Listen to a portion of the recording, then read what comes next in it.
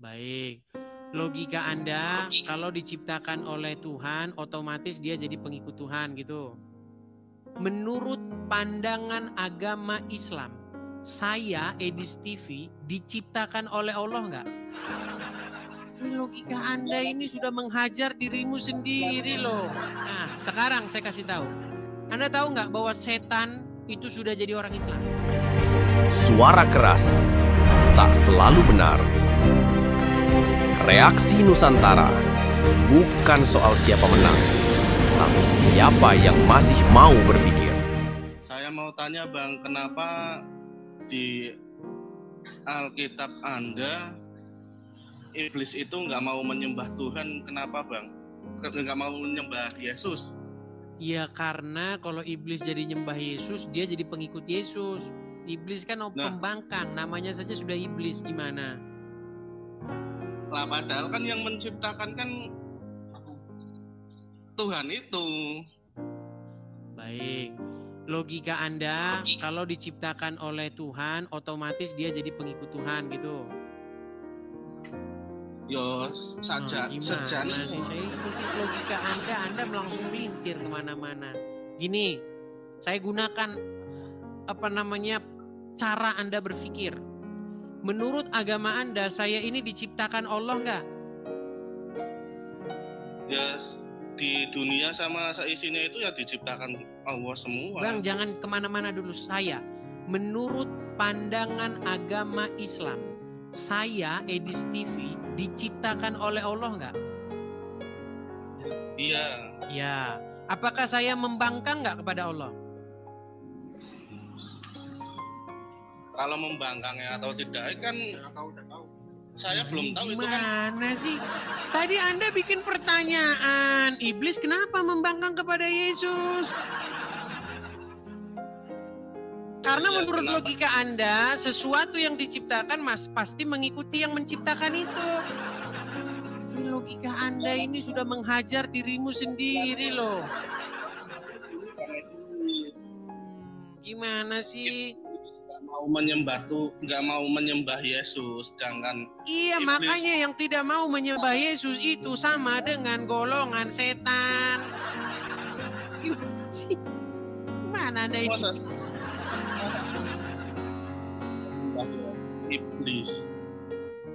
Iblis itu adalah golongan-golongan pembangkang. Dari namanya saja sudah setan, artinya pemberontak, menentang. Itu namanya, arti setan itu menentang. Setan itu bahasa Aram, artinya menentang. Sesuatu yang membantah itu membangkang, itu setan bahasa Aramnya. Nah, kenapa dia dikatakan setan? Karena dia pembangkang, pelawan begitu loh. Dia disuruh A tapi dia B, belok kanan dia malah belok kiri. Sama seperti begini. Kalau kita disuruh, "Hei, jangan mencuri." Lalu kita mencuri. "Hei, jangan korupsi." Lalu kita mencuri. Nah, kita itu dari kacamata Tuhan itu setan. Pembangkang, orang yang membantah. Berarti Anda ini aduh sulit. Sebentar. Saya tanya balik dulu sedikit. Gini. Di dalam Al-Qur'an ketika Allah baru pertama kali menciptakan Adam, Allah berfirman supaya mereka sujud menyembah kepada Adam. Tahu ayat itu dalam Al-Qur'an? Ya. Nah, kemudian tidak mau setan itu, betul? Ya. Nah, justru Allah menyuruh orang sujud menyembah kepada manusia, kepada Adam. Dan iblis tidak mau. Makanya dia diusir. Nah, sekarang saya kasih tahu. Anda tahu nggak bahwa setan itu sudah jadi orang Islam? Kata siapa? Nah. Baik. Perhatikan ya. Saya akan tunjukkan bahwa setan yang mendampingi Muhammad itu sudah masuk Islam. Saya akan tunjuk ya. Saya balikkan dulu kamera saya. Memang banyak dari mereka yang sudah tahu tentang agama Islam yang tidak. Baik. Ini judulnya saja nih Bang, setan bisa masuk Islam. Nah, perhatikan. Ya, semua itu bisa masuk Islam Bang Edi. Ya makanya kalian itu satu rumpun, satu golongan sama setan. Perhatikan. Nih, saya kasih sebentar nih. Saya hilangin dulu iklan-iklannya ini ya teman-teman ya. Oke, baik. Saya akan tunjukkan hadisnya. Bagaimana ceritanya setan masuk Islam? Nih, saya bacakan hadisnya. Ya. Sebentar, terlalu banyak iklannya. Aduh, iklan semua isinya nih teman-teman.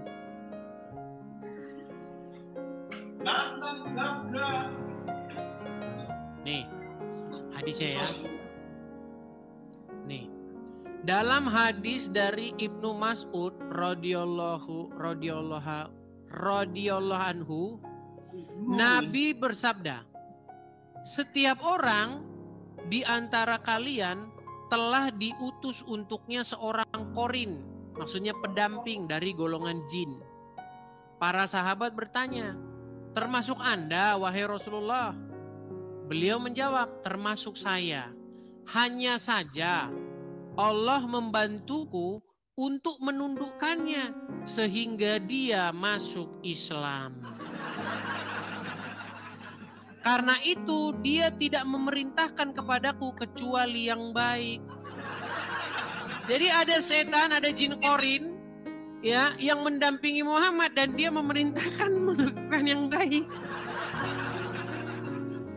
Dan ini menjadi dalil sebagian ulama untuk menyatakan bahwa jin non-muslim bisa saja masuk Islam.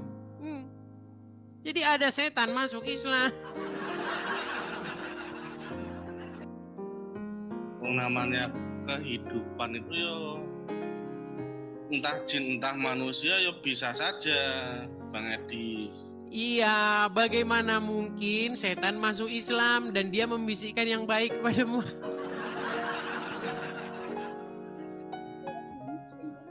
Nah, ya jin itu kan juga ada yang muslim, ada yang non-muslim.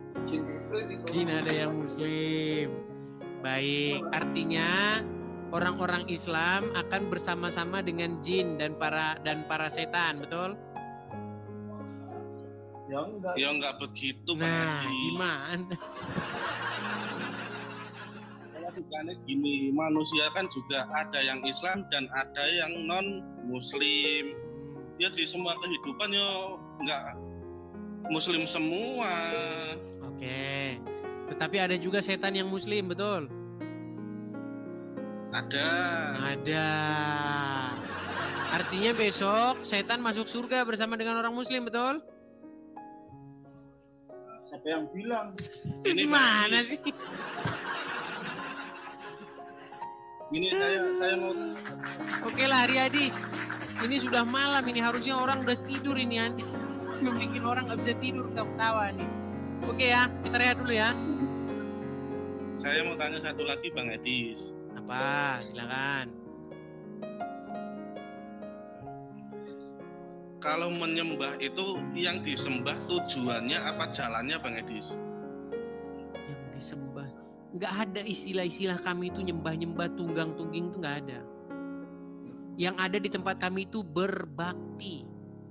Berbakti itu artinya melakukan atau hidup seturut dengan firman-Nya itu. Jadi contoh misalnya, kalau dibilang jangan berdusta, kalau dibilang jangan korupsi, nah kita ngelakuin itu, nah itu yang dimaksud di dalam tempat kami itu beravodah atau berbakti. Bukan gini, abis itu nyolong. Tahu Angelina, sebentar, tahu Angelina Sondak kan, tahu kan? Ya. Nah, Angelina Sondak kan masuk Islam, jadi mualaf, betul? Ya. Lalu pakai jilbab, hijab dong, menutup aurat, betul? Lalu dia begini-begini, betul nggak? Ya. Nah, setelah begini-begini dia korupsi nggak? Ya kan itu kan oknum. Nah, itu dia makanya di dalam agama Islam yang dimaksud penyembahan itu tiada lain tiada bukan adalah ritual gerakan-gerakan badan.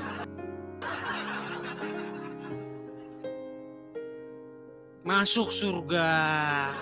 Kalau di Kristen nggak begitu, Bang. Makanya ketika Anda katakan menyembah, yang disembah siapa? Menyembah Tuhan. Bukan itu. Di dalam Kristen bahasanya itu berbakti. Bahasa Ibrani-nya avodah, bekerja untuk Tuhan. Apa yang dimaksud bekerja untuk Tuhan? Melakukan yang Dia suruh. Apa yang disuruh Tuhan? Jangan bersaksi dusta tentang sesamamu. Jangan mencuri. Jangan membunuh. Apalagi, jangan mengingini istri sesamamu. Kasihilah sesamamu manusia seperti dirimu sendiri. Dan lain-lainnya. Ketika itu kita perbuat, kita lakukan, kita hidup dengan prinsip-prinsip seperti itu, itulah yang dimaksud berbakti kepada Tuhan. Bukan tunggang-tungging.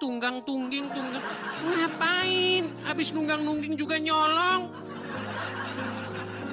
Makanya Bang, kalau Anda jadi orang Islam, Anda itu hanya melakukan gerakan-gerakan badan saja. Untuk apa? Begini-begini itu untuk apa? Terus gini-gini buat apa? Gunanya Berarti apa Bang, saya tanya? Pengikuti Yesus itu berarti semua dosa itu ditebus, Bang Edis. Lompat lagi ke sini, lompat satu-satu lah Bang, kita bahas sampai clear, sampai kelar. Satu pokok bahasan saja belum selesai. Coba sekarang saya tanya sama Anda Bang, setuju nggak Anda? Inti daripada menyembah Tuhan, bahasa Anda kan menyembah, saya pakai bahasa Anda. Itu bukanlah sebuah gerakan-gerakan ritual-ritual. Setuju nggak Anda? Islam kan menyembah itu kan sujud kepada Allah. Iya, kalau habis sujud nyolong, kalau habis sujud korupsi, itu menurut Anda esensial nggak? Mana yang esensial? Kalau kayak gitu kan nggak ada di Islam. Iya, kan makanya saya bilang agama Islam itu tidak lebih daripada gerakan-gerakan ritual badan. Makanya kata Muhammad, barang siapa yang mengucapkan syahadat masuk surga, walau maling, walau berzina. Oknum kayak gitu bukan hanya Islam, goblok. Bang, Muhammad berkata, barang siapa yang mengucapkan syahadat masuk surga, betul? Betul. Walaupun dia berzina, walaupun dia mencuri, betul? Enggak. Bang, itu ada hadisnya. Ketika itu sahabat-sahabat itu terheran-heran, walaupun dia berzina, walaupun dia mencuri.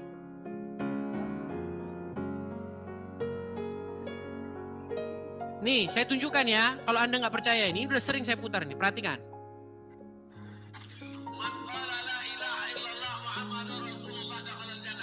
Siapa yang mengucapkan la ilaha illallah Muhammad Rasulullah dakhalal jannah. Semua umat Muhammad sallallahu alaihi wasallam masuk surga.